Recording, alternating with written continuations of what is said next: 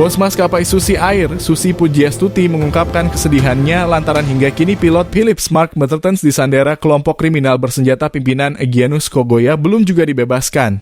Terhitung sudah 10 bulan Philips disandera di kawasan distrik Paro, Kabupaten Duga, Papua Pegunungan.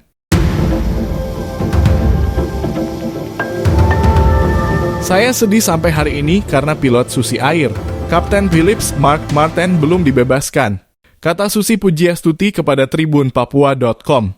Sabtu 3/12/2023 saat menghadiri perayaan Natal PT FI di Gedung Multipurpose, Kuala Kencana.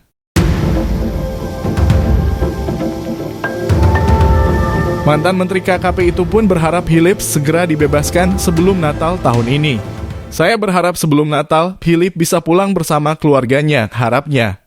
Diketahui Philips Mark Mertens yang merupakan pilot berkewarganegaraan Selandia Baru itu disandera pada 7 Februari 2023. Egyanus dan pasukannya juga membakar pesawat yang dikendalikan Philips. Upaya pembebasan oleh kekuatan pemerintah Indonesia serta pendekatan dengan para tokoh agama dan masyarakat hingga kini belum membuahkan hasil.